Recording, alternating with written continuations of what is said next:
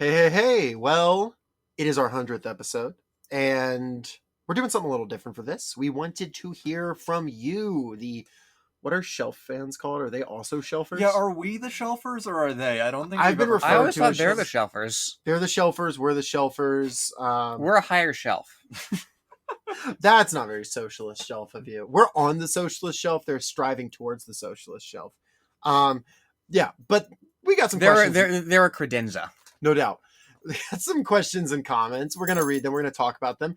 And then also, we've got a piece of media, a piece of literature, really, that is pretty next level. We got a piece of literature that's pretty next level.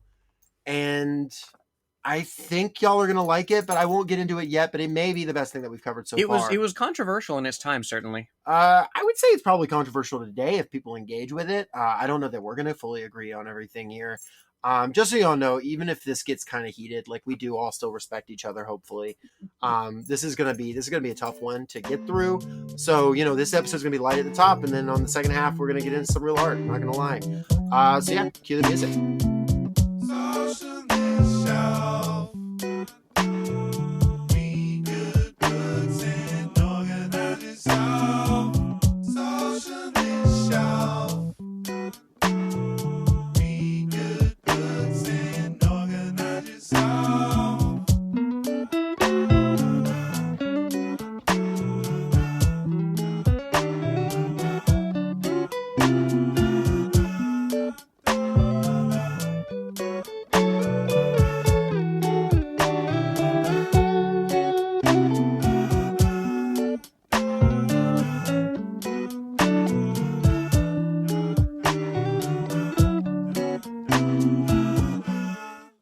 Listening to Socialist Shelf Radio.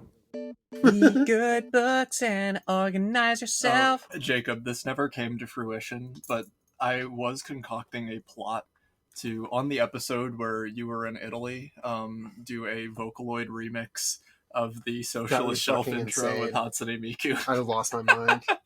There has to be a use case for that. Maybe we'll talk about Hatsune Miku later on. In what context would Hatsune Miku? I talked about fucking Warhammer. Warhammer's a book? Is there a Hatsune Miku book? There's fan fiction. Yeah. She got a movie. She got an opera. What? Yeah, there was an opera in fucking Paris or whatever. Oh, I have to go see How do you put an opera on a shelf? Interesting you should ask that. I went to go see the Atlanta Symphony Opera a little while back. Freshman year of college. Well, good lord, not a little while back then. But it was because my bass instructor had 2 tickets to it because he was in the orchestra pit. And his family didn't want to see him do the dress rehearsal. Sure. So me and the other bass student got it. And it was a play about World War I, where it was 3 different fronts being shown at the same time. Okay. This wasn't Oh What a Lovely War. I don't recall. Even a little. I was high as fuck that whole time. All Quiet on the Western Blunt. Am I right? Sorry. No, but the stage was 3 giant shelves where all 3 fronts of the war were happening simultaneously. Okay, we can do that one then. Okay. Not Hatsune Miku. Okay. Oh, she's in it. No, she's not. I reject that. Hatsune Miku, German monarchist. No, If you can find some of this to edit in, Ryan, feel free. But we should get into the questions. Okay, so we got some good questions, I would say. I would say all the questions were pretty good, actually. They varied in length and hardness, but we're going to do our best to answer them. And girth. Yeah. We're not going to dox anyone here, but we will say their first names. I hope that's okay.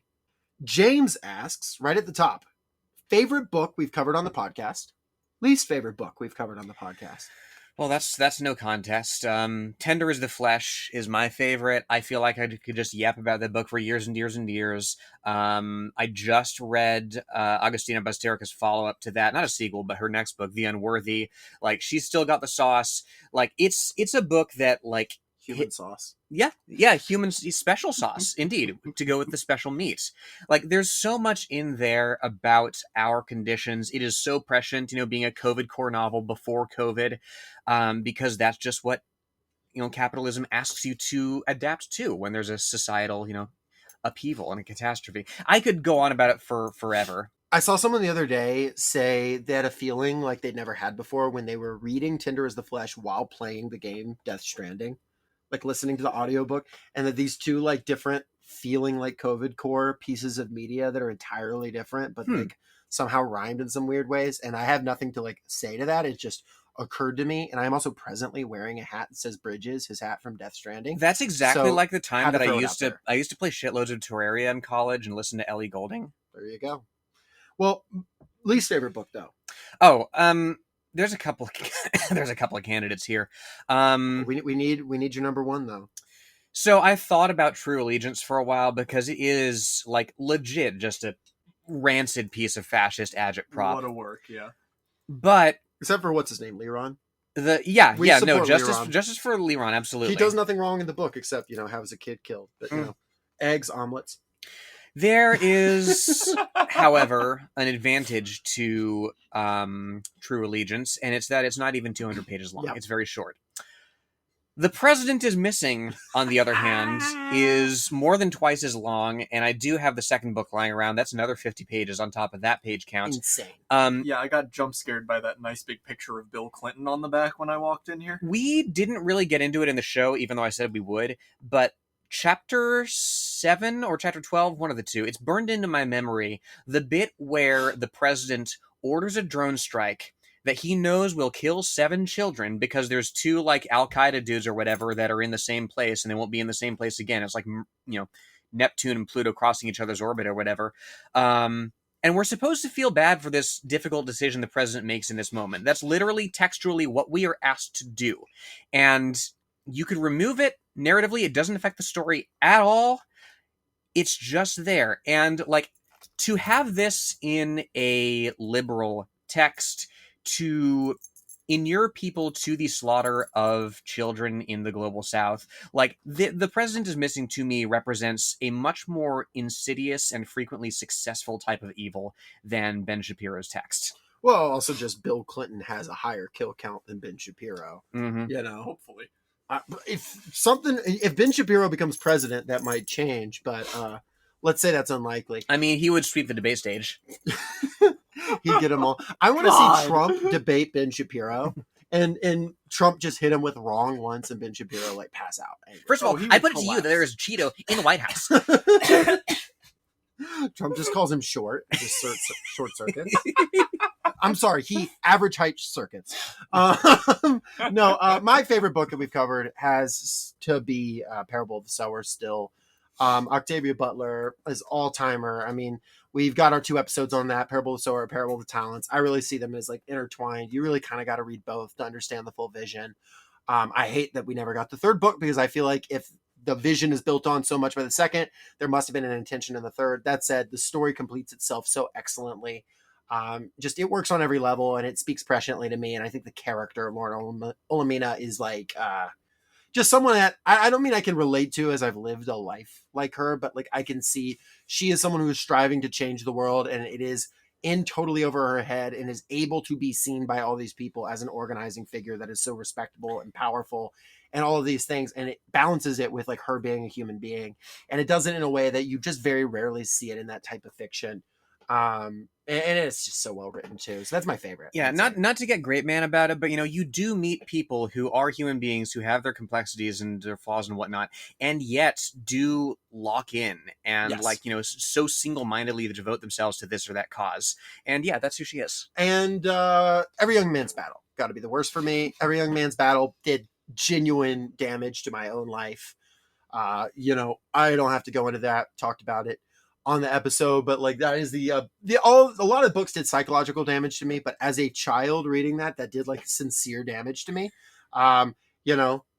So I would say it's gotta be that one. And that's like a 3-hour episode. So I don't have to unpack that any further. Mm-hmm. I know Ryan, you haven't read most of the books. Do you have any thoughts here? Or you don't have to. Yeah, listeners, famously, anytime that I want to come on the podcast, I have to go over to Jacob's house and listen to him read the book to me. It's true. I don't do that whole reading thing. But Ryan does the thing where he says, "Can you chat GPT? Can you make this legible for me?" And like Great Gatsby's like, instead of the great line, it's like, "Oh, he drove down the street." My Gatsby understanding. party time. Yep. In terms of just episodes that I've like listened to and edited, I really liked Liberation Day. That one was a ton of fun. I really need to get around to reading that like compilation at some point. It's good. It's good. I had a great time explaining the Echidna Holocaust to Jacob. Yep. Shout out to Tay. Shout out to Anime Sickos. Both guests on both those episodes. Yeah. Worst, I don't know if I have a least favorite, to be honest, just because I don't subject myself to the same horrors that come with reading The President is Missing and whatever nonsense Ben Shapiro tries to put out. Hillbilly Elegy for you then, since that's the other God, one I wanted to say. How could I forget, actually, that I did only watch the movie for that one, but that was unbelievably atrocious. Well, it wasn't even, like, atrocious in a way that made it entertaining to, like, watch. Like, oh, haha, this is so bad. It was just so thoroughly bland, like, offensively bland throughout. It was just a J.D. Vance hype piece. I tried to stop reading the book for a little bit so I could just, like, I just wanted to listen to it and play video games because I really could not focus. And then it was J.D. Vance reading it. And I had to go back to reading it myself. And I was like, you're fucking kidding me. He has one level. You know, he doesn't pick up speed. He doesn't pick up intensity. He doesn't vary anything up. Like, everything he presents to you is just, this is a piece of, like, it's a political career maker, you know, and like there's no passion in it. You know, Jacob, as you very astutely pointed out, whatever kid that used to play Magic and like have, you know, something distinctive and like dreams and hopes and whatever, that kid is dead. You know, well, he went to Yale. Did you know that? He did, but it's a bad book. Just dreadful, Vance. You know, just dreadful. Leon says, "What's up, shelfers? Curious how your politics have changed since you started the show. Until the revolution, salute emoji." I can't believe we got Leon from Kingdom Hearts. Yeah, what's up, Leon? I hope those residents aren't being too evil for you right about now. I mean, like, the fact that he was able to recover from the ice pick is remarkable. Sorry. I love our fucking, like, Trotsky, Leon Kennedy, like, squall from Final Fantasy VIII thing that we've created. A perfect trinity. Yep. One part The cannot Trinity, exist without the other two. Did you know that Leon Trotsky was a child soldier at Balam Garden? How have our politics changed? I mean, I started the show as a Marxist-Leninist. I'm still a Marxist-Leninist. I have not evolved in the sense that I see things any differently, like in broad strokes. I think I have a deeper understanding of certain things. I think that I'm I am an angrier person than I was 2 years ago.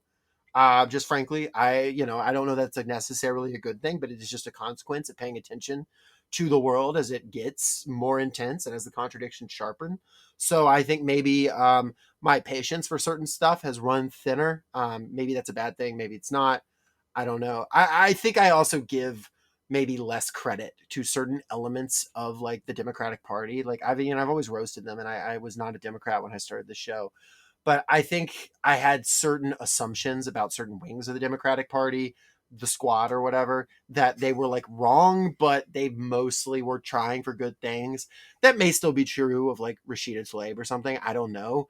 But like, I can't see into people's hearts and souls. I don't know. But like even seeing like the recent, like since the genocide in Gaza, like just the just absolute fecklessness. I mean, whatever's in their hearts and souls, it doesn't matter, right? Yeah, I was about to say the same I thing. know, but for me though, I felt like there was maybe that when I'm thinking about that coalition, I thought at one point maybe there is like, something there that can be whatever. But no, it turns out that coalition is just people that need to be won over from them. And it doesn't matter what's in their hearts and souls, but it's just that's kind of how I've evolved. I don't know.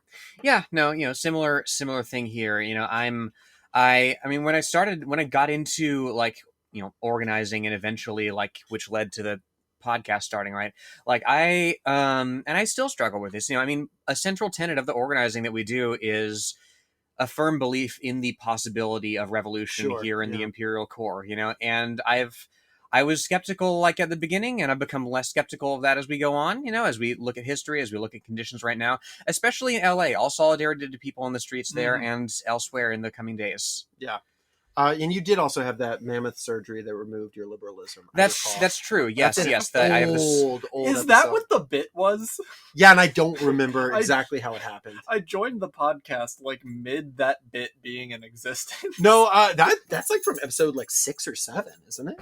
It was, yeah. Like Jurassic Park is where that started, I think. It was Jurassic Park, yeah. I remember because I was in the hospital during the. Here's a fun fact, listeners. I still have not read The Jungle. That's true. What? That was the episode that I missed, and yeah, it was Jacob and it was Drew, and I mean, go way back early in our catalog and listen to that. It's a fantastic. It's a fantastic. It's a good episode, but yeah, you were getting we said mammothification and anti-liberalization surgery, and I don't know how those two went Mammoths together. being, naturally liberal creatures. You It have had to get out something- ahead of that. I regret that I missed it. And I know. Yeah. I know it was like life threatening and whatnot, but it's It's that you're alive. that is true. Yeah. Cool. Cool. What else we got? Unless, Ryan, do you have any thoughts on politics changing? I know it's not been as long a period for you. Oh, Yeah, talk to us about your Gonzaloist arc. you joke. But before I started like leaving my home to go do organizing work, yeah, I basically was on a quest to find every single weird-ist to Mhm. find which one was right for me, which is, I think, the correct way to go about galvanizing a political ideology and identity. However, going outside definitely changed that quite a bit, and this is more so over the past like 4 or 5 years, where it's just been a process of constantly being humbled about how much work needs to be done and how much work is getting done, and like how little recognition a lot of the work often gets, because we don't see scenes like we're seeing in LA every single day.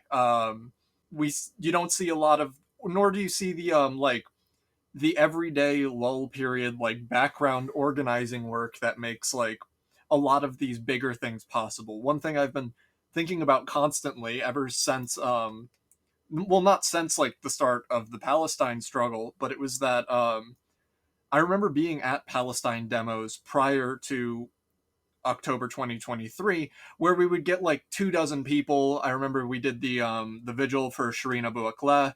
We did a few other smaller things, and it is kind of my belief that there would not be such a mass character to the Palestine struggle without all of those amazing organizers who had been doing this organizing around Palestine for years and years and years. So like when I joined, I was very like, I need to get in it now. The revolution's happening tomorrow. I need to be there. Yeah. And to counter that is constantly thinking about Lenin's quote about how revolution might not happen in our lifetime in January of 2017. Mm-hmm. Well, you mean January of 1917? Yeah, 1917. Anyway, our next guest is going to be Lenin. Look forward to that. Maria says, hey, several Y's, best movie Hey. adaptation of a book you've covered. It's Lord of the Rings. Yeah, I feel like Sorry. I feel like that's not really a contest. Is Lord of the Rings, like, it's lightning in a bottle. So many things come together. Unlike Lightning Thief, which is not lightning in a bottle, it was stolen from said bottle, and it was a bad movie. That's true. I mean, Jurassic Park is okay. Like, it's not. It doesn't quite have the spectacle factor that I remember it having. It's just carried by John Williams. No, That's it's true. good, but of all of these, it's hard for me. I mean, like, there's solid adaptation of the Harry Potter movies. There's a solid adaptation of V for Vendetta. That's pretty solid. Sonic 3 was really good. That is true. That is true. Solid adaptation of Kurt Vonnegut. Like, there's several pretty good ones, but I just don't think that Hillbilly Elegy, not good. Left Behind movie, not good. So, ups Battle and Royale. downs. Battle Royale is pretty good, but I think Lord of the Rings, you can pick which one of those you want. Not The Hobbit, but the LOTR is what it is. Lion the Witch in the Wardrobe was pretty, like, Fine. they definitely had the right direction making those into war movies. Yeah, for sure. Okay, so the next one is from M. Shout out to M. And it's a pretty long email, but to summarize, basically they're asking, how do we deal with people on the left who, or that could be amenable to left politics, that don't necessarily have the language, they don't necessarily have the knowledge, and it can lead it to them being semi-problematic.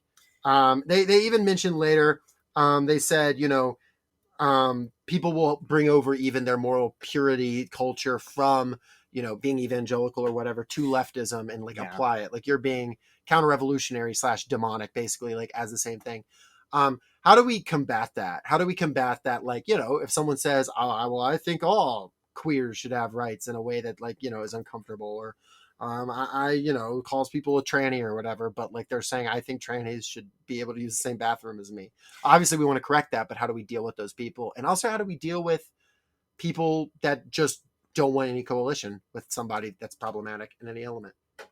Yeah, I mean, you have to be uncompromising in your politics, certainly. There's definitely, we were talking about this over dinner, right? There's a difference between speaking to an individual who perhaps doesn't have, the correct language, and like dealing with just recently, Simone Biles saying, hey, Riley Gaines, you're being a grifter and anti-trans, and by the way, trans people should have their own category in sports if they want to. And it's like, no, that's not what inclusion is. And the reason you push back vehemently against that is because, like it or not, people follow people with a platform, and take cues from things that are not necessarily what that platform is. People are listening to Simone Biles when she's doing trans advocacy and not, or when she's trying to do trans advocacy, and not when she's doing gymnastics, right? Yeah, of course. Even in that case, you don't want to have a level of purity politics that if the person is like, shoot, I screwed up, here's the actual, like, my bad that I said that, I come back around, then you can accept somebody into the fold. You know what I mean? But like, there's a way of doing it, but there's also a difference in like criticizing someone from a position of power or criticizing someone on the street. And a lot of it comes down to going outside. Like Ryan was saying, a lot of it comes down to interacting with people in the real world, seeing how real people talk. Real people very rarely talk like people do on the internet. And that's good and bad, because also you run into some like shit that is really harrowing, you run into people saying stuff that is just really disgusting, and there's no one there to dogpile them necessarily. There's also a much minimized capacity kind of for dogpiling when you're in like the real world talking to. There's not suddenly like 30,000 people quote retweeting you and dunking on you, and now you're the guy who said a slur one time before you knew any better. Right. Well, yeah, and like it's when you're building a coalition to organize to transform society, right? There are compromises you have to make, certainly, but also there are, if somebody's not willing to have the humility of being told, hey, what you're saying is problematic. Problematic at best, eliminationist at worst. If somebody doesn't have the humility to take that, they're not an ally worth having. And that's the thing. Like when people talk about how like we need to be more accommodating, more forgiving, give people more grace when they're saying these things, you need to dig down and ask them what exactly they mean by that, because I guarantee you there are a lot fewer people who are accidentally like, saying right-wing shit than you think there are. There's also like a question of who like we is. Like when people say we, the left shouldn't do this. Well, who are you talking about? Are you talking about like a guy who's just posting, like a 14-year-old somewhere who said, as a socialist, yada, yada, yada. Like, are they speaking for an organization? Are they speaking for a group of people? Are they even speaking for their own opinion next week? Probably not. And are they sitting in an FBI office somewhere? Even that, it could be possible, or it could just be a dumbass. And like, the fact of the matter is, all of it comes down to like, how do we actually engage with people in the real world? How do we engage with people from a principled level? How do we engage with people as organizations, as people that are speaking for a broader movement? How are we plugged into a broader movement? It comes down to that. But on a pure personal level, you're not required to be puritanical. If a guy says something that's a little stupid at your workplace, you can push back on that and have a conversation with them and exist with them. You are not going to be tainted by being around a working class person that has not become a Marxist-Leninist. And on the other hand, we don't have to, if someone's in a position of power and is, being harmful, we don't have to necessarily put up with that. We should also try to spot the difference between genuine ignorance and maliciousness, and it's a hard line to walk, but I say it often, if the revolution was easy, we would have done it a long time ago. Yeah, you're drawing people into a movement, you're trying to cultivate, a leader in every single one of them, Yep. And you have to be conscious about what what that looks like. That's Yeah. what I got on that. Yeah, pretty much. I was also just kind of thinking of that like question of what does that look like kind of scaled up Mhm. beyond like just the interpersonal? Right. Because when it is like a personal relationship, especially when it's somebody you know, it can almost feel like it is my job to Mhm. like help this person along in their development. Like I feel bad that they still have all of these like, even if they're pointed in the right direction, maybe backwards ideologies. And that's, yeah, I definitely have friends that I've spent long conversations with about maybe why I don't bring my gay friends around them, for Yeah. example. But when it gets to that question of scale, when we're talking about like building revolution and a mass socialist consciousness, you can't win them all. Not just in the way that like some people are inherently going to be backwards and reactionary, but not everybody is going to be a member of a revolutionary cadre. Like not everybody's going to be in a vanguard party. Sometimes it's fine that somebody is broadly sympathetic and broadly progressive and broadly okay. And sometimes with people will be won over in struggle too. Yeah, you know what exactly. I mean? They will A see. lot of people have to be shown. Refer to our Jonathan Melrod episode. Jonathan Melrod talking about having genuinely not problematic, racist. I mean, really racist coworkers that completely renounced their racism when they were on a picket line with black workers who stood in solidarity with them. Mhm. You know, and that goes beyond just someone who uses the wrong language. That these people were self-proclaimed racist. Right. So that's not to say that we have to hang out with racists all the time, but that is to say that is an extreme example of a thing that really happened, and they were really brought to higher consciousness through struggle Mhm. and through organization. And did the union have to make those people leaders? No, not necessarily, but they were dragged along by the union that had at the time the correct line. There were issues with that union. We talked about it in the episode, and Jonathan has worked very hard to reform it, and it's on a good track. So that's how that goes. Let's see. We have Cynthia asks, don't answer this if you're uncomfortable. I've never been uncomfortable before, Cynthia. But who is hotter, Jacob or Lenore? Love y'all. I feel like Ryan has to answer the question. No, I don't. Well, neither of us are going to be objective. Yeah, no, like it's the Pirates 3 problem. Well, We're just gonna vote for ourselves. The good news is my husband's in the next room. He could vote. That would be a pretty objective. Yeah, probably the most unbiased source. I don't know how to answer the question. I'm not uncomfortable. I just don't have an answer. I mean, we know what answers in our hearts. Come to the live show we do in 3 years. Yeah. And, vote for yourselves. Make us big enough, and we will do that vote at a live show if you make us big enough. I remembered fucking chapter 7 of like President is Missing. I'll remember this. That's true. That's a good point. I have to start like really cutting back on carbs now ahead of that live show. It's in my head now. I got to start cutting. No, got to start cutting weight. No, but we I think we look different enough that we can appeal to all tastes. I have tits now. Yeah, exactly.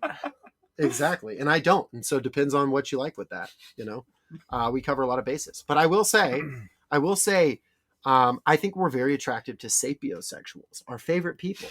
I hate you. Let's see. Next question.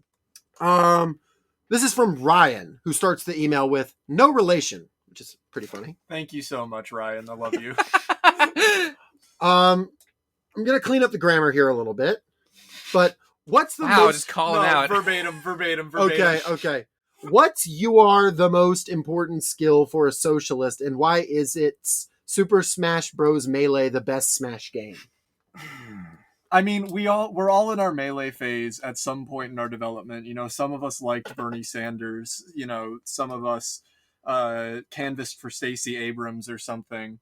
I mean, it's the important next step you take to start playing Project M. Like, I know it's like can be a little bit of a step to understand what having an actual good roster of characters looks like, but the goal is eventually to get you to start playing Guilty Gear. So I have a different perspective on this.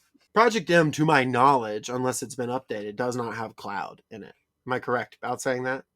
You are correct. Okay, so I understand, like, in the 1920s, why you wouldn't, like, read theory from people that weren't, like, Lenin and Marx, that kind of thing. Okay. But, like, it is important now as a socialist, even if you don't identify as, like, a Maoist, or you don't identify as, like, a Fidelista or whatever, to read the theory of the Cuban and Chinese revolutions and all that. And I do believe that the updates that came with Super Smash Brothers 4 and Ultimate, kind of like Cloud, like Steve, like Corrin, are kind of these fundamental characters that represent, they're very similar to the fundamental theory that was introduced into the Marxist canon by these writers. It's like saying, oh, well, Fanon hadn't come out by then, so I don't have to pay attention to him. I still think it's important to read Fanon. And, if you prefer Project M, you're basically writing off every revolutionary post 1920. So I hope you feel good about yourself for that. Listen, I understand that you're still a Chairman Steve defender. And, we can all have our differences of opinions, but I don't think he represents a healthy development for our tendencies. I haven't an opinion. I stopped playing in Ultimate. I played, Melee for a while, as everybody did when I was, between the ages of 8 and 12. Jacob, let's tease out this metaphor here. Who's who? If, Smash he's rubbing his hands here, he's ready, who is Alexandra Kollontai? Is she Dark Samus, my main? I'm so glad you asked. Kollontai is actually, unfortunately, you did not guess correctly on that. It's Isabel, actually. Oh, hell yeah, that's great organizer, well-spoken, often behind the scenes, not acknowledges the forefront of everything, but actually the whole thing kind of comes together around her, and you kind of know who's boss in the situation. She has really good set play around ledge with her down B rocket. Yep, yeah, precisely. Ultimately, I do believe that she is Isabel. Yes. I can see that. And also, we just read 10 Days That Shook the World recently, and there's that bit where, she's the new, Minister of Public Welfare or whatever, Mm-hmm. and the countess that was the old Minister of Public Welfare fucks off with all the funds for the department, and I just imagine Isabel crying now. Yeah, Isabel would be crying, but then it would also be it's how she does on the island. She wakes you up and gets you to work. You gotta chop the trees and whatnot. And eventually chop Tom Nook. We got to get rid of him. Hey, you're finally awake. Okay, give me one more. Okay, let's see. Che. Who's Che? That's good. He actually is, interestingly enough, was actually around during Melee. I don't know how this works time-wise, but it is, I think, because he is Falco. Yeah, I was going to say Falco. That's pretty incredible. Hell yeah. I don't think we're going to top that. Maybe there is a science to this. Let's see. Okay. Aaron asks, what would have happened if the Soviet Union kept pushing after they got to Berlin? They really fucking went for it. Is there a book about this? I'm going to assume when you say keep pushing after they get to Berlin, really fucking went for it. This is World War II. The Red Army captures Berlin, and then they were like, this is our chance. Let's push all the way to the sea. I assume that's what you're meaning when you say really fucking went for it. They decided to declare war on the United States, France, all the powers that are now weakened by the war. If I'm wrong, send an email and I'll come up with something else. But Lenore, are there a book? I've never read a book about this.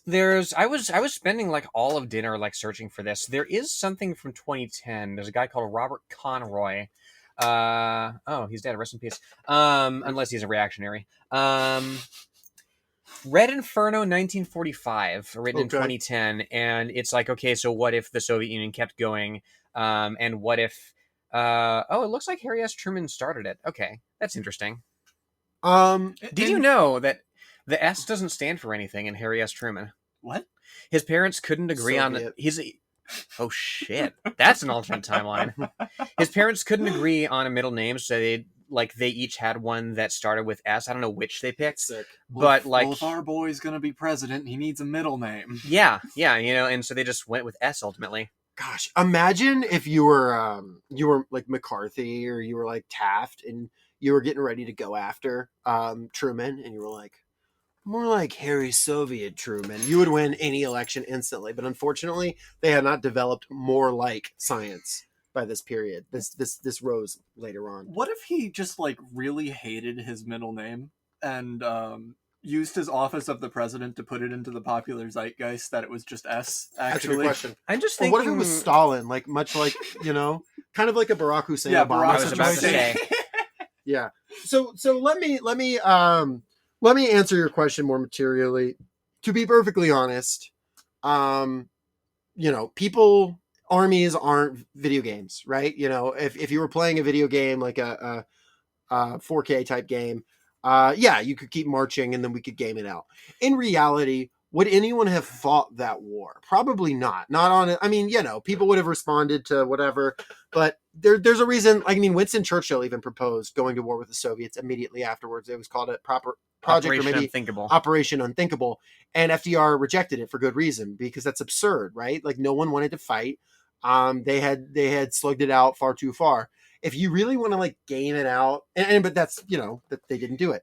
If you really want to game it out, like, just let's assume everyone fought. The United States had the atomic bomb at this point. I mean, or right after this point, you know, they would have developed it, you know, a few months later. It's hard for me to imagine, even if they managed to make like a good push through France, that they would have, like, you know, taken all of Europe by the time the United States is able to scale up and start dropping atom bombs. I mean, the United States had nuclear weapons in Western Europe that they would have detonated in the event of a Soviet advance. Right. And so that's not to say that it wouldn't have been a brutal war, and given that it wasn't like nuke territory that we currently think of, but these were still city busters. The United States would have certainly had casualties. It would have been brutal. Europe would have been even more devastated. But I mean, the first socialist project would have been destroyed. I don't see a scenario in which the United States does not win that war with its technological capacity. And also, just the Soviets lost so many more people in that fighting. Mm-hmm. So I really see no way it shakes out where the United States doesn't destroy the Soviet Union. You know, say what you will about this, that, or the other, but it's hard to say they made the wrong call in that situation. I also just think that would be like, that's not the correct way to spread socialism. You know, I think what's the important element we're leaving out here is, would there be a socialist shelf in this alternate timeline? I don't think so. The Truman Shelf. I don't know. The Truman Shelf, my favorite Jim Carrey film. The S shelf standing for. So that's my answer, but, you know, maybe we'll check out Red Inferno someday. You know, who knows? More interesting is a question over, you know, Korean War. I think that would be more interesting now that there's nukes on both sides. But you know, question for another day. I hear there's a Turtle Dove novel about it. So there's a Turtle Dove novel about everything. Sure is. Last one from Peter. Hi, Lenore and Jacob. Hi.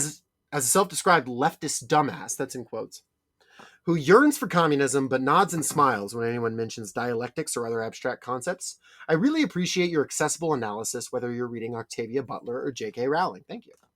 My question is, if you could pick one novel that everyone in the U.S. was forced to read at gunpoint, what would it be? Why don't you take this one first, Jacob? So,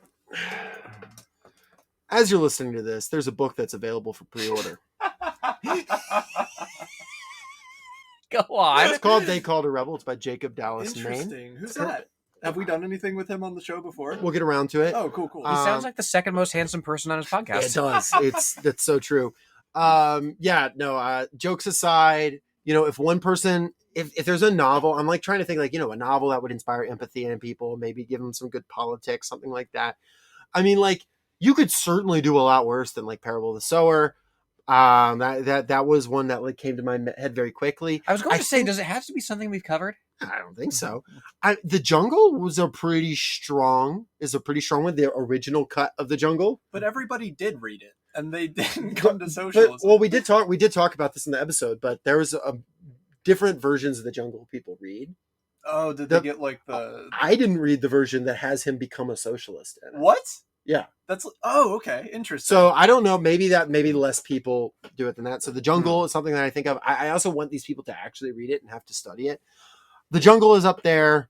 I mean, you know, Octavia Butler's more radical work is up there. But this is a tough one for me. Like, I read this like when I got the email. I've had some hours to think about it, and because like hard. Is the answer the same as what is your favorite book, right? No, because it's like what you think will have the best impact on the population, right? Let me throw out a left field one. Crab Cannery Ship. Okay. I think it's a sufficiently you know, in much the same way that, like, you know, Shakespeare set his, like, you know, political plays in other countries that were, you know, intended to be read as Britain, right? I think it's legible enough to our audience here in the Imperial Core while also being in a different enough setting that, it encourages, I hope so, encourages curiosity in its readership, and gives people a little more insight into the international nature of proletarian struggle. And just go read the book. It holds up remarkably well after like 100 years. Did the question say novel? Yeah. Yeah. That was where it got tricky. Yeah, the fact that you didn't immediately just say If We Burn. Yeah. What about a little book called The Bible? Yeah. That's like 50 I like the idea of books. calling the Bible a novel, but also you want to force people to read it at gunpoint. No, what about a little book called True Allegiance? Because no one will want to be a right winger after they actually read that shit. Woof. That's a bold strategy. Yeah, no, I'm gonna go with I genuinely think The Jungle is the best call on this one, and I know a lot of people read it in school already, but I want people to read it now, not when they're in school. I want all the adult staff to read it now, as having worked jobs and stuff. And if I thought about it for longer, I'd probably come up with something better. But I don't got it, so it goes. Yeah, that was our last question. Lenore, do you have any questions for? Because I have a really good one. Why don't you take this one? Yeah. What is the greatest piece of media of all time, and why haven't we covered it until this 100th episode? Skies of Arcadia Legends for the Dreamcast. No, okay. So what is the best? No, I'm sorry. The GameCube port from the Dreamcast. Sorry. Sure. The Misadventures of Skooks by Orpheus FTW. What is the best piece of media that can be covered on the Socialist shelf, and why have we not covered it, and will we cover it now for our 100th episode? I'm getting somewhere with this. There is something I do have in mind from to be talked about. I believe it was published in newspapers in October of 1982. Okay, interesting. What we got? Y'all familiar with a man named Gary Larson? I've heard of him. Yeah. So he's how long was The Far Side running? That was the comic strip that he drew. The series ended in 1995, but Larson has continued since 2020 to publish more comics online. 1995. God, that fucking Bloom County ended that year. Calvin and Hobbes ended that year. The Far Side ended that year. Like, that's dark day for comics. I tell you what. I don't even have a joke. I wouldn't be born for another 2 years after that. So. I grew up with all three of those comics. That's true.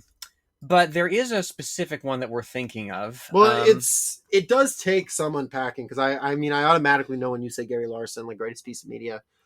My understanding is this was what, published in October 1982? October 1982, yes. Yeah. And people are still debating it to this day, even though I think there's definitely some identifiable breadcrumb trails that we could follow here. We're talking about cow tools, folks. We'll see if our interpretations line up. I mean, this is really one that you can sink your teeth into. I definitely had to give it multiple rereads before I felt like I had an idea of what it was going for. Sink your teeth into it, pass it through all four of your stomachs, Yeah, we will link this in the description. It is something that you could probably analyze fairly quickly, at least you might think so. You could look over it fairly quickly. So, give it a quick look. Just so you're familiar with it. But what we're looking at here is a cow. Mm-hmm. That's right. There's a cow. There's a barn behind him. He's got some tools on a table. Cow's standing up on two legs, which is interesting, right? Cows don't do that typically. I mean, that's not really a standard cow thing to do. And it is captioned "Cow Tools" with Gary Larson's signature in the corner. And these tools, how would you describe these tools, Lenore? Well, there's that gets into the nature of the discourse on this subject. There's a couple of schools of thought here. A couple of tools of thought. That's true. A couple of tools of thought. Because there's a thing that looks like a saw on the right end. You would be an idiot. I'm sorry, straight up. Okay, we have opinions about this. They don't all have to be correct. There's something to the left of that. It looks like a cross between like a hoe and a dowsing rod. Mm-hmm. And then there's a rock, and there's a rock with a handle, essentially. Now, the hoe dowsing rod I have seen referred to on the internet as the prongler, but that's not canon. That's sort of a fan explanation. Fanon, if you will, yes. Yeah. So what's the prongler for? Well, it prongles, presumably. The prongler, of course, prongles, which is not really a thing that is known by most people. It would be a thing that was known in cow culture. So you really need to get into cows. I'm going to pull up the Wikipedia page for cow here. Did I ever tell you I grew up among cows? Well, not raised among them, but like my grandfather, I must have mentioned him on the show at some point. This is the person whose life, through some circuitous series of events, Lyndon Baines Johnson ended up saving. I'll get into that another time, but like the And he was a cow? who Lyndon Johnson or my Lyndon grandfather? Bovine Johnson? Yeah, Oh, yeah, I forgot when we elected a cow. yeah, that's true. It'll happen again. The bulk of my grandfather's retirement was on a farm in Jacksboro in North Texas, and that's where he raised longhorns. You know, Texas cattle, they're known for like literally their long horns, right? They can be like 8 feet across. Yeah. And he was a gentleman rancher, and that meant he didn't raise them for food. He didn't raise them for profit. He just raised them for fun, like big, like 3/4 ton pets, Hell yeah. basically. And so, like, I do have, when I would go visit him, we would go among them, we'd feed them and whatnot. And so I do have an inkling of the cow culture that you mention. You know, there is a spark of intelligence in their eyes. You do sort of catch them, like, trying to problem solve and whatnot.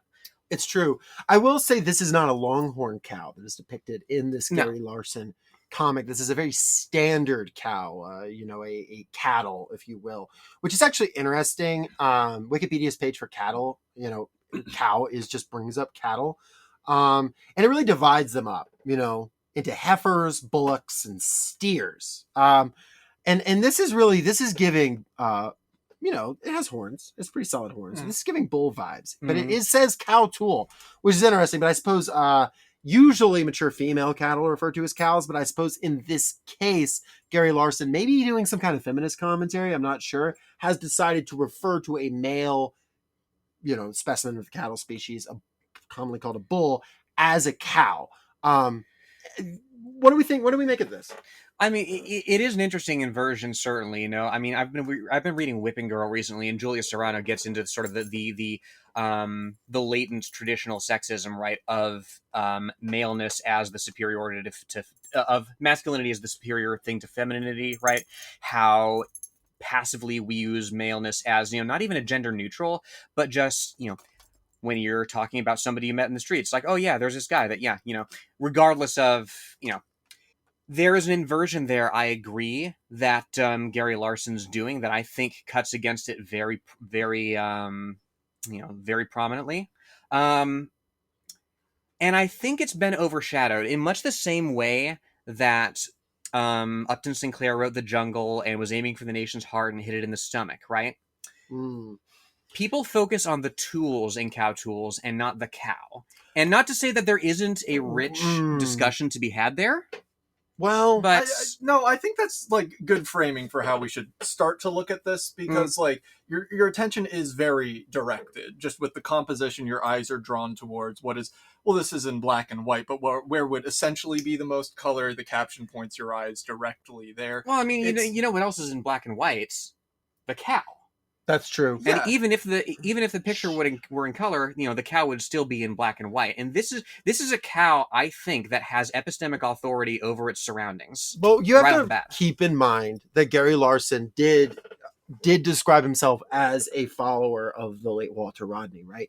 And Walter Rodney wrote at some length about how tools helped human evolution rather than the other way around. That human consciousness, if you look at it through a Marxist lens, was developed by humans' relationship to tools. The fact that as we made tools, tools made us, right? That's the fundamental relationship to production, even in pre-class society, right? So I think also part of this, you've got to keep in mind, the cow is standing up. The cow has these tools. Now, are these particularly advanced tools? This has been debated, but they certainly don't seem to be tools that would require a factory to create or something like that. Well, I think his relationship, he is evolving in relationship to his tools. Well, and nor would they be able to build, like, indeed, you mentioned the barn that's behind him, and I have things to say about the barn, certainly. Yeah. But the table they're resting on as well. These are not tools that could have built that table. Yeah, I feel like these were a lot of the thoughts that I was having during my first read of the work. Right. Like I was mentioning how your attention gets very directed. It seems like there is a clear point to the creation of this image. But one thing that struck me upon my 16th or 17th read through this was that it shares very similar composition to Oh, are you gonna bring up Andrew Wyeth? to Christina's World by Yes! Andrew Wyeth. Oh, yeah. Oh my was- god, I was thinking about this all day. I think it lends a lot of credence to the feminist interpretation of the Sure. work. Yeah. Obviously, there's some inversions. Our titular cow is upright instead of prone. He is staring directly at the viewer rather than off towards the horizon. There's a bit more clearer. The focus is definitely much more set on the tools, which, as I guess we were talking about, could be a diversion to the bard in the background. But I think there's a little too many consistencies there to be completely ignored. Well, how would you work off the fact that when you look at the cow's face, it's actually not super well developed, the eyes, right? So the cow is looking at you, but you are not seeing a clear view of the cow's eyes. It is a very sort of simplified thing next to the more detailed, the shading put into the tools. Would you say that the cow is implied to, lack vision or lack awareness? Or do you think it has something to do with the cow is looking internally, has a self-awareness? He's actually just Cyclops from the X-Men. Okay, shit. I missed that. Well, I mean, it's also just a stylistic choice on the part of Gary Larson, right? He has a lot of his, lumpy, characters just with that, one line for the eyes. But he also has people, nerds especially, with discernible eyes, usually behind glasses. Weirdly, I see more discernible eyeballs on his animal characters than on his humans, and it's interesting to see this cow as sort of the bridge between the two, right? Well, it's interesting because Gary Larson famously is a follower of Magneto thought, right? You were talking about Cyclops on the X-Men, right? And what is Cyclops on the X-Men? What is Magneto? What are they? They're mutants, right? They're another generation. They're not humans anymore, but they bear a lot of human-like features for the most part, right?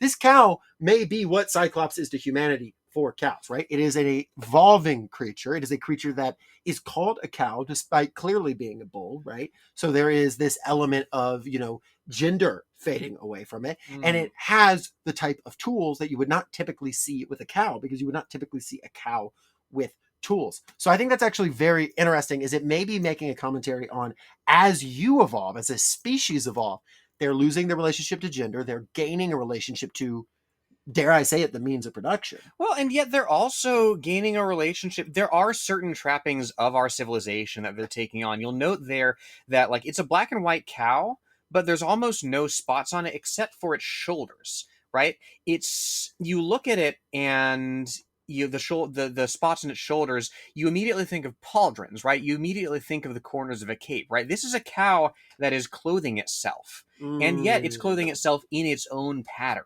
on its terms. I was really hoping he was going to pitch us a softball here by making the character at least somewhat asymmetrical. Let us know if in the visual language of comics we were supposed to think of this as an evil cow or as a good cow, but it's very ambidextrous. The cow itself is very centered. It's very almost entirely horizontally symmetrical. I mean, it's your thesis, antithesis, synthesis, right? Look at my cat, who has little white socks. Her feet are white. She it's a thing that wears clothes, me, and the thing that doesn't wear clothes, my cat. And what happens when the two meet? My cat has little white feet. It's clothing. Its clothing is formed of its own fur, its own skin, its own pelt. It ceases to be entirely a pelt. Jacob, your thoughts? Well, Gary Larson famously is a follower of Amilcar Cabral thought, right? And I was just reading Return to Source, right? The collection of Amilcar Cabral's work. And he talks about, how culture can be used as a weapon against imperialism. Now, obviously, the relationship to cows aren't exactly imperialized, but they certainly are in a subjugated role, right? And talking about using your own culture as a weapon against imperialism, because an imperialist will try to crush your culture. Is it possible that the cow like a tool wearing, sure, Indeed. But is it possible the cow wearing his spots like that, his own spots, but in a clothing like way, like pauldron, is in some way reflecting that sort of Cabralist idea of how culture can be used as a weapon against the enemy? Or do we think the cow sees us as an enemy at all? Is the cow trying to, is this cow even trying to break free from, the restraints upon him? Because, he is near a barn, right? And we should note that. That barn does not look like a cow-made barn. That is not a barn for cows. Look at that. Look there. If you'll check it out, you'll see that little window at the top, clearly not made for a cow, clearly made for a human. So is this cow actually rejecting the culture he was part of, or is this cow just sort of making his own conditions better within it? What do we think? I think it just makes a good like dichotomy within the piece itself. Sure. Like you have the obviously, and we'll get to the tools, but the none of us have even questioned whether or not that's a barn. It's That's so true. immediately apparent what it is, versus which almost stands in contrast to like the rest of what this work seeks to accomplish. Yeah, and which brings us again back to the tools, right? There's a couple of schools of thought here with which people approach them. I'm so sorry about my outburst about the the saw. Well, no, but you do bring up something very salient, which So-called. is So-called. yeah. Well, there's the saw-centric school, right, through which I think it's the more popular one, certainly, and then there's the rock-centric. And the names of those both betray certain prejudices, if not chauvinisms, on the part of the people that espouse them. I call it, it is called the saw-centric school of thought because it focuses on the saw on the right. And not just because it bears a resemblance to a saw, because people are literally suggesting it is a saw. The reason being that the people who espouse the saw-centric school of thought believe that because it looks like a saw, we have to divine a function from the other three. They think they've already solved a mystery, and Exactly. and they're following on from that prior. Well, I would say they feel like they've already solved the mystery, right? You look in the mirror and you see what you saw. You see what you saw, you see saw, and But we're as seesawing back and forth on what it is. But as you of look course. in the mirror, what is reflected but your own prejudice? Mm.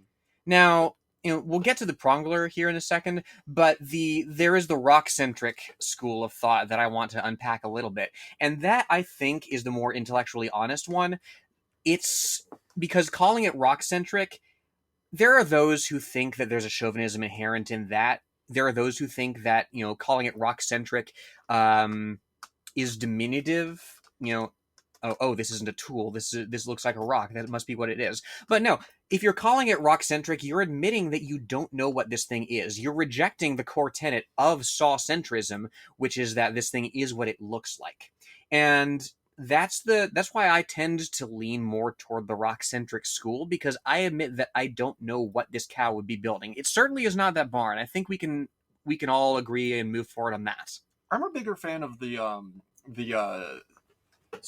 I wouldn't exactly call it the salesman interpretation, but the cow is not necessarily looking at the tools. He's looking at the viewers. It's unclear whether or not the cow's intention is to do something with those tools, or if you have approached the table of the tools made by the cow and he is some sort of artisan. Well, and it's a table that, notably is outside of, we assume it's the cow's home in the barn. It's where it takes shelter. We assume that, but Gary Larson is kind of playing with expectations here in a way that I don't know that we should just take that for granted. Well, that's the thing. I can't help but look at this table in relation to the barn.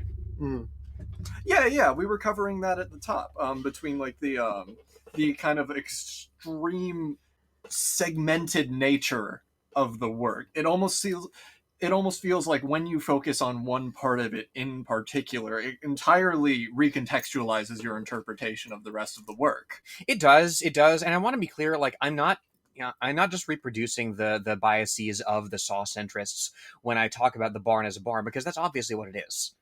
The saw is just enough removed from the shape that there is room for ambiguity here.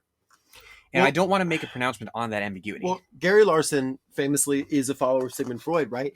And he learned a lot from him. And he said sometimes a saw is just a saw, right? So that is also an argument that's made that's less chauvinistic by those people, that he's saying, okay, so these are cow tools, right? As humans, we don't necessarily understand them. We maybe never can fully understand them. We're even putting rock on those things and they look rock-like. We're putting, we know that thing in the middle is called the prongler, but none of us really know how it's called that. We just know it. The saw, perhaps the saw is just a saw, and perhaps a cow, given the type of strength a cow has, can use a saw that is set up that way in a sort of way that's effective, maybe not by human standards, maybe not to build a barn like we see there, but maybe the cow is going to build something altogether. I would turn your attention to how white the background of this piece is. Now, part of that you could say ease. Gary Larson has to pump out 1 million of these. He's got to do another one every week. I say, Gary Larson, very effective. He can make much more complicated pieces if he wants to. I think this world is the cow's choice. It's the world is the cow's canvas to work on. I do. And I think that the tools are going to be what the cow works on. I don't think that the cow is selling us these tools. Because, you look, maybe more so offering. I don't think I don't think sale is the correct word. I think it's a good shorthand to understand kind of the interaction that the viewer is having with the work in terms of like seeing the tools, seeing this cow. well, think about farm collectives in the Soviet Union, right? Sure.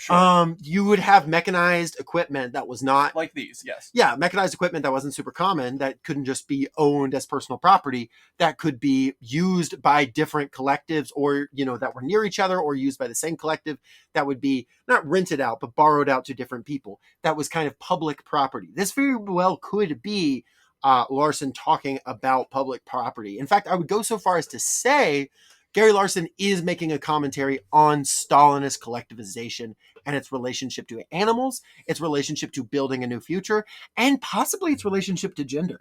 Well, and also like the tools and how they arise, I think, is a little more aspirational even than that, right? Because these are something that a cow could make, right? These are very rudimentary in nature, and yet they are useful, right? Yet, cows can use them to construct things, to do whatever they're, doing, assuming, whether or not you assume the saw is a saw, whether or not you assume the prongler is a rudimentary hoe of some type, right? The point is they still have a utility, and it's a utility that anyone can realize. Yeah, I really appreciate the inclusion of the prongler in this, because while the rest of the piece, in almost an absurdist and abstract way, kind of resists interpretation, it's very generous of Mr. Larson to give us something that is extremely identifiable as the prongler. Like, no one could really mistake it for anything else. I understand there's a lot of debate about the saw, but the prongler acting as the central focal point of the piece really helps ground it. At least gives us something to go on when it comes to trying to construct an interpretation of the rest of the scene. Yeah, well, and that's the thing, right? It's something that the cow has created that's illegible to us. I think for the subaltern to speak, they have to use a language that's incomprehensible to their traditional conquerors. Yeah, I've never read this piece in the original Bovine. I've been trying to get my skills up. Yeah, I don't know how much this loses in translation from the original, Low Bovic, but it is a goal of mine to be able to read this in its original language. Well, and we can't neglect as well, like, you mentioned the window in the context of this being a window for a human. We can go back and forth about what that means. I want to draw your attention to the hay. Right? There's the barn is so full of hay, it's literally spilling out the window. This is a society of abundance that this cow exists in. I think we can't ignore the fact that there is enough production to feed certainly more this one cow several times over. Well, this is actually, you've kind of set this up for me properly, right? Because I think that there is something symbolic about the fact that that door is closed, right? So okay, true. and it has an X over it, a very sort of violent image here. But the hay, that door up top, or that window, is open, but can a cow reach that? Not necessarily. But that hay, very reachable if you have a prongler. That's true. Not to put the use of a tool on the cow, but to put a possible use of a cow tool. That prongler in the hands of the cow could potentially reach that hay that has been denied him, because of course the cow has left the barn, which is considered his quote unquote natural place. And on the outside looking in, you think about, I referred to Stalinist collectivization earlier because of course that is like a central motif of this piece. The Soviet Union, following the Civil War, following the revolution, following its invasion by imperialist armies, following the blockade, you think about it, that they actually had a lot of limitations, right? They had a lot of destruction. They had to build a socialist economy, not out of ideal conditions, but the conditions they had. And a lot of that, they had to use the tools of those outside, right? They had to get the grain, they had to get the resources, the technology, they had to allow the new economic program to invest in them so that then they could collectivize, then they could build their own tools.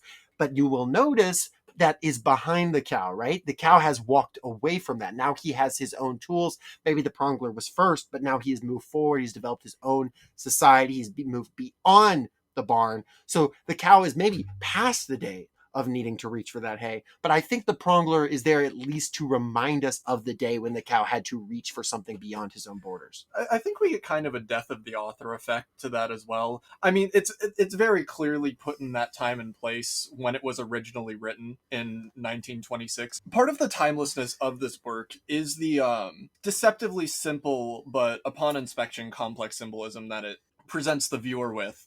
Like, we keep coming back to this barn, and it makes so much sense we keep coming back to this barn, because just on first glance, it is a barn. It's so clearly a barn. How could it be anything else? But There are a few peculiarities about it. I'm not in, like, the anti-barn thought. I'm not going to be denying that that's a barn. I'm saying there's a few peculiarities to it that give us... I don't know. There's some, like, for example, the door. It doesn't have hinges. It doesn't have a knob. Right, because it's symbolic. That's what I was saying. Exactly. It's sealed to the cow, right? It is not. It is no longer there for use by the cow or any other. And traditionally, in a barn, you would have a way to access the loft through the inside. That is the traditional way you are taught in order to access the upper level of a barn. And one interpretation it could be is that this barn has been condemned or foreclosed. That large X across it is not merely symbolic, but are literal 2x4s that this cow has been evicted from his own land. The spoils of his labor are now out of his reach, requiring something like a prongler in order to access. well, I think evicted by whom though? that's, I mean, who's to say? I mean, and traditionally, again, with the original 1926 interpretation, this would have been the landlords. These Right, would have the been kulaks, of course. Right, yeah. Yeah, exactly. But it's worth noting, Gary Larson did know that it was going to go beyond that, right? Gary Larson did know the broad usage, right? Because who is the cow looking at? It is looking at you, right? And if you are to blame, I posit that if you are a capitalist and you see this, you are frozen to your core. I mean, I can't say that, I'm not a capitalist, but I feel like it is a direct statement. And us seeing it as proletarians, we see, oh, that cow is our fellow proletarian. We could use the tools with him. The capitalist looks straight at the eyes and knows that his day is done. There is that, like, disgusting, abhorrent, like, conservative reading where they see this and see an impoverished cow lifting himself up by his own bootstraps by inventing these sort of tools. It's such a crass reading. I feel like we needed to address it at some point. It's like basic level 1, like I had to have my teacher guide me through Lit 1000 interpretation of the work. These are the people that watch, Fight Club and think it's good to be Tyler Durden. You know what I mean? Yeah, exactly. Because he looks cool, right? And in this case, he looks Tool, right? Cow Tools. He does look Tool, yes. It's his favorite band. But it also cuts against directly that sort of grind set, right? Because the what does Tyler Durden say toward the end of Fight Club during like the emotional climax of the film, right? You'll wear leather clothing that will last you the rest of your life. Leather's made of cows. I don't think that can coexist in a world where cows have developed the intelligence to build tools. And indeed, the intelligence not only to build tools, but to display them for us. And not even for our consumption in this case, but I think for our beholding, right? Look on my works, ye once mighty and despair. This is a cow that doesn't fear us, as you were getting at, Jacob. I think more even than the cow resisting the capitalist, resisting the kulak, what have you, it's asserting itself in, again, a world that is constructed by our language, by our culture. This creature, to whom those things are completely foreign, has nevertheless built tools for itself, cow tools, if you will. I wanted to touch on that concept of displaying throughout this whole episode. I don't think I've had like a really great point to latch onto in order to really explain why it's... Well, the prongler has 2 of them. You could argue there's a third, perhaps a fourth. Anyway, stay tuned for part 2. That's a different set of sub-schools, certainly. But I think that specific aspect of the interaction between the viewer and the work can be, I don't think entirely explained, but given some good context when we go into the history of the production of cow tools.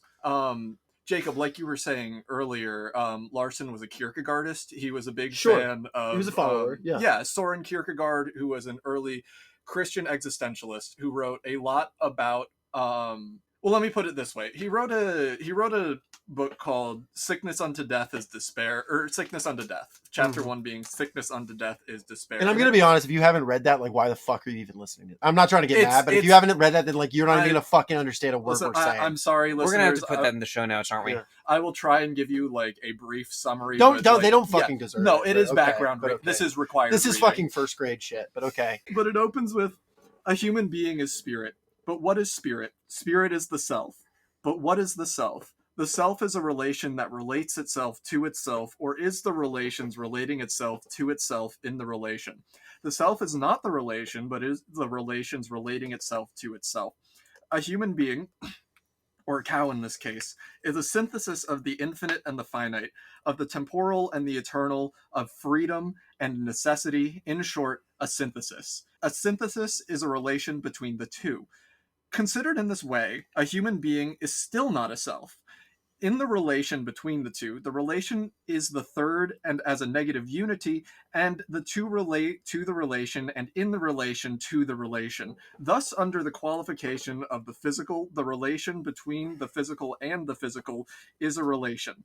If, however, the relation relates itself to itself, this relation is the positive third, and this is the self. And famously, like in the latter half of the production of this work, as Mr. Larson was showing people drafts, doing private viewings, attempting to gather audience reactions to this work, he was getting very frustrated that a lot of interpretations weren't necessarily going in that direction. Like, obviously it's an absurdist piece, you don't want one strict interpretation, but a lot of people were having interpretations like, oh, I think the prongler is hot, and just kept drawing porn of the cow. So Well, later, you also have like John Paul Sartre, who's like literally wrote a less than 200-page review of this piece and thought that was like sufficient, right? And I mean, yeah, but like, and I no, he was literally doing that. And if somebody is like, you know, we have a medium level of respect. He's nothing like Gary Larson, but like that he could think that in 196 pages he could summarize cow tools was one of the most fucking absurd things I've ever seen. So that's why Gary Larson had to keep refining it. I've actually heard, and this is crazy. I mean, you know, this is kind of one of those things that gets thrown around, but Gary Larson did allude to this. It was not until Gary Larson started going directly to farm animals and petting zoos that he was able to really get through to his audience. And he realized this does not have to be accessible to everyone. This will affect everyone, but the people this is for will get it. Or rather, I mean, not the people, we're the back cows to, and the little goats. we're back to epistemic authority, right? You know, he is spinning his wheels until he actually goes to the animal that this is about and has it effectively take control of the narrative. It's also why we kind of why we got the later Cow Tools movies. It was because like, do we have to talk about those? Listen, Yes, we do. I personally, I like the first Cow Tool movie after the original work. I felt like the second were kind of derivative, added some like unnecessary characters. Well, you know, there's a black and white like Soviet one that's like lost footage. Gary Larson. No. That was originally part of the original canon, where it was very clear that Gary Larson's frustrations were coming towards the viewer directly. It started getting in that more like almost like aggressively looking at the viewer more than the cow is, and saying like, I am beginning to understand the relation that I have with this work, that this work is having with others, between myself and others. And then you get that weird abstract scene where like everybody is like standing around the cow and clapping and saying congratulations, at which point so many people have told me, Ryan, that's not Cow Tools, you're describing the last episode of Neon Genesis Evangelion. Well, but that's at the which thing, point right? I say, well, then we weren't even looking at the same. You can't deny the impact that Instrumenti Blyakov had on Hideaki Anno in the making of Neon Genesis Evangelion, right? You know, because that's a work that is about alienation, right? About breaking somebody down and making a tool of them. That's the thing. And that's what the cow is doing when it's confronting us with the horror of trying to conceptualize another sentient species. Right. You know, in a world where we're alone in that. Yeah, I mean, it's like worth noting. It's worth noting Gary Larson was like a follower of like Eisenstein, right? The filmmaker. And so a lot of the way that film was cut as well. I mean, I just have to throw out between you, the viewer, this kind of relationship that's almost dialectic, that is intentional. I will say Instrumented de la Korov, one of Eisenstein's lesser known works, and it's fucking criminal. Did you ever see the stage play? I mean, I saw a recording of the stage play. It was I had not a part the same. in it back in high school. Who were you? I was this was an adaptation for the stage. It was kind of like a narrator character. Okay. But I did get to deliver the monologue that concludes the second act. Okay. Yeah, the one that goes, am I sure glad that he is frozen in there and that we're out here and that he's the sheriff and that we're frozen out here and that we're in there and I just remembered we're out here. But what I want to know is where's the caveman? And then you get that curtain close and, it was a good time. I'm not going to lie that that's an effective scene, but God, do you remember Act 3, Scene 2, how it concludes? It's crazy that this was not an act ender, where he says, moo, moo, moo, moo. I mean, it gets me every time. We did the English version. Well, and the fuck of it is, there's 2 more acts after that. Yeah, it's actually kind of such a long play. Yeah. Like it's like watching like a Tony Kushner type thing, which we've covered him on the podcast. We won't get back into him. Famously, Gary Larson, Tony Kushner had a fallout. It's like we don't need to get into it. We're not taking sides here, obviously. Tony Kushner, of course, had more of that sort of bourgeois liberal sentimentality that Gary Larson, his working class farm background, just he couldn't stand for it. But the Tony Kushner did kind of reach out to him. That is why there is a cow in the background in Angels of America. That's true. Angels in America, as you know. No, a modern day. Prior Walter actually was called Prongler Walter in an earlier draft of that play.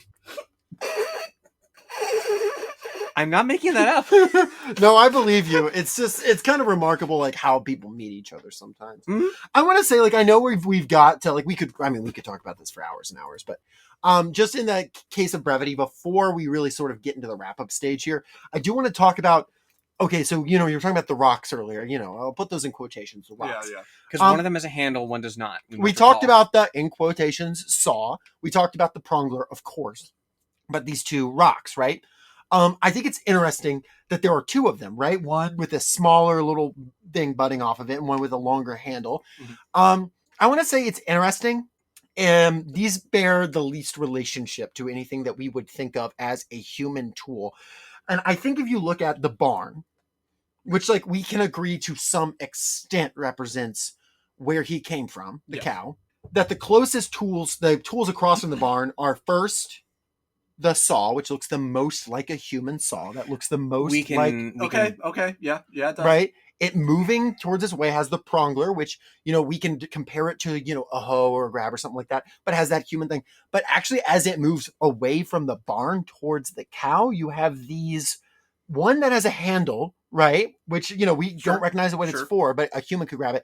And the next one is really quite unrecognizable to us in what it could do. It has actually moved beyond the capacity for human understanding, and it is now fully bovine. And I think that's very interesting, and I think it's really interesting how it's on both sides, right? The barn on one side, the cow on the other side. The cow clearly closer as the stronger, but obviously Gary Larson's a follower of George Lucas, and he said, like poetry, it rhymes.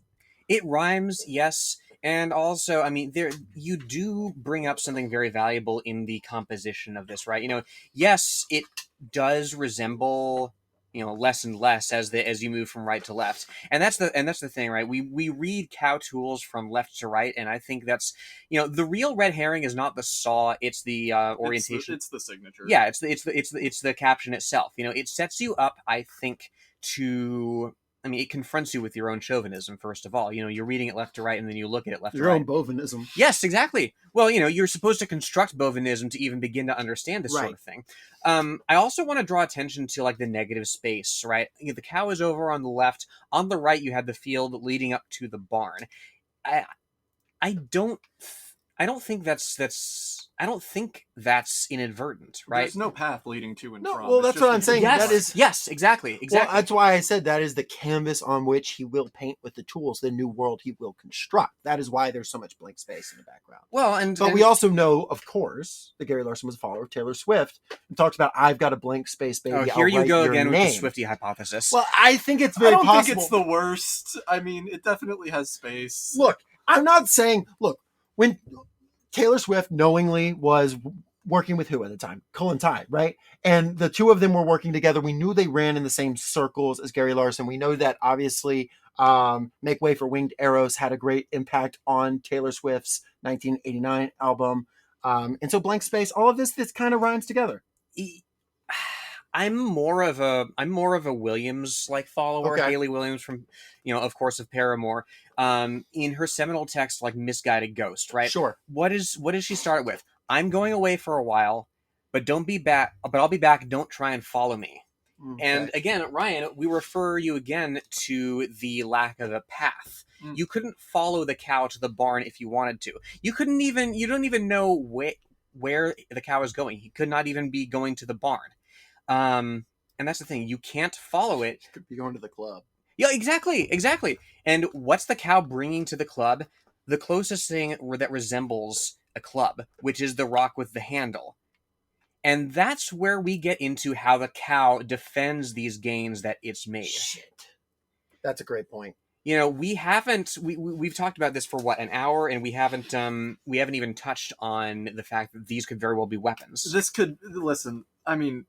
We could start an entire second podcast about this. It's so hard to go over.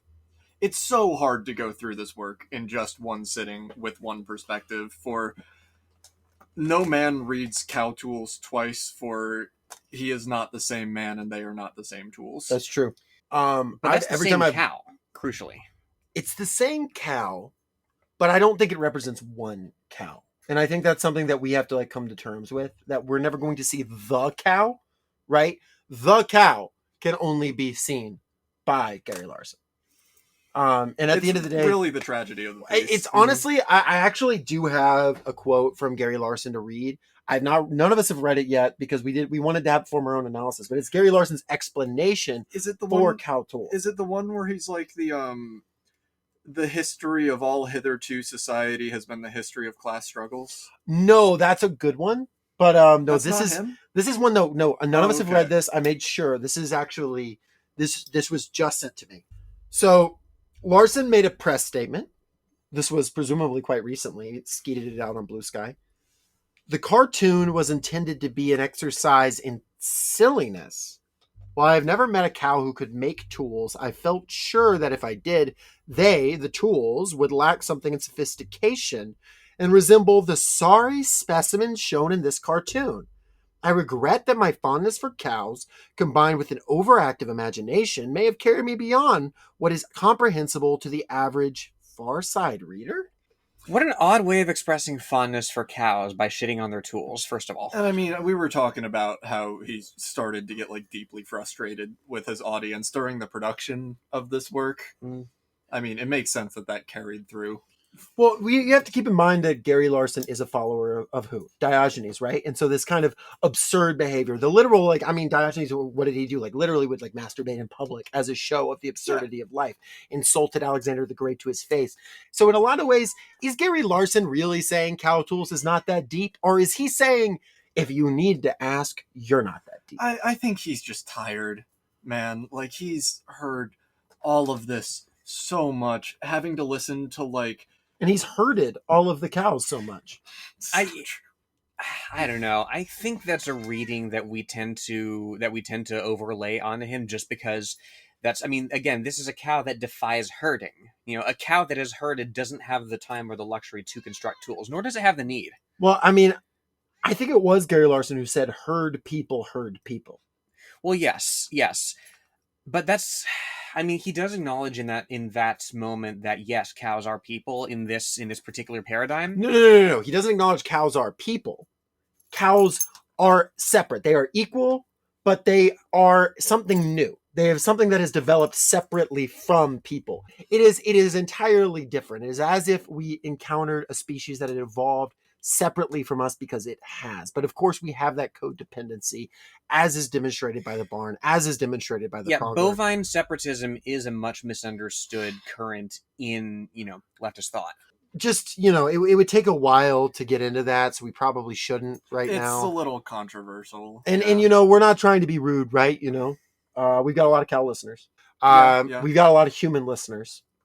At the end of the day, there is a solidarity between us both, but we also got to remember that this came out at a time, not to say that it's not progressive for our era, but for its era, even the assumption that a cow could have tools was an advancement upon where we had been previously. That makes a lot of sense. Indeed. And I think also the fact that these are tools that we cannot understand. People were saying, oh, they're crude tools, whatever. And you hear Gary Larson's comments and saying, oh, that's a little outdated. Is it outdated, or are your assumptions actually weaker than what Gary Larson is putting forward here? And I think that's just something that we're going to have to unpack over time, which is why for the next 100 episodes of the Socialist Shelf, we will be talking about cow tools. Mm-hmm. No, yeah, cow tools. I could do it. You'd think I couldn't? I could do it. I don't think you couldn't. I think it's a very easy school of thought to sort of unpack. And to, again, we're going to be, the fourth podcast who does this? Tool of thought. Yeah, exactly. There's Tool of Thought. There is Cows Quarterly. Of course, we have our disagreements with them, but, the pronglers, worst of all possible tools. Well, yes, cow sickos. I still can't believe they presume to call themselves the pronglers. I mean, first of all, that assumes that you know what they are. Yeah, it's Philistinic. Yeah, no, I completely agree. The Trill Barneys. I've been really hoping we could get some of the folks from Western Kabuki onto the show, but they have not been responding to my calls. I guess the last thing I would throw out there is, of all those people who we could collab with, who we have, God, if you're from Breakthrough Moose and you're listening, would love to. The preeminent cow liberation news station. I would say nothing is definitive, right? Because to say definitive would mean it's over. But it certainly, if there was going to be something you listened to. Yeah. Well, I mean, Dr. Gerald Horn has been on Breakthrough News. That's his name. I'm sorry. We have the tools to deconstruct our, hegemony over this epistemic territory here. We just have to have the humility to use them. That's true. Well, folks, here's to another 100 episodes. Here's another 100 episodes of Cow Tools. Of Cow Tools. Yes. And appreciate y'all for joining us on the journey. Yeah, looking forward to my next 6 transitions. I don't know. Prongle on. Prongle on, listeners. God damn it. Insane. We did it. Did I ever tell you I grew up among cows? Well, not necessarily grew up among cows. My nephew was a cow. Oh, no shit. Yeah. What was his name? Tools.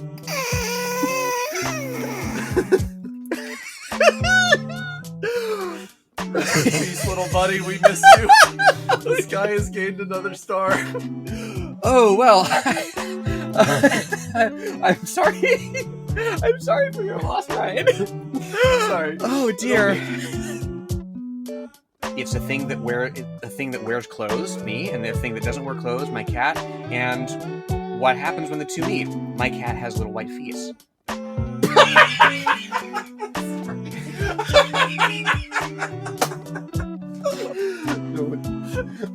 Okay. I got this. I mean, it's very clearly put in that time and place when it was originally written in 1926 in the Soviet Union. I'm sorry. 1926, famously the year my grandfather was born. However, there's so many... Also Castro, also the Queen. Part of Cow Tools. No, we're doing so good. God, this is pretty good. Part of the this is required. This is reading. fucking first grade shit, but okay. But it opens with Where the fuck do you go to school? I went with the cow. Bro was at recess just grinding on his tools. It was not until Gary Larson. I got this. It was not until Gary Larson started going directly to farm animals and petting zoos.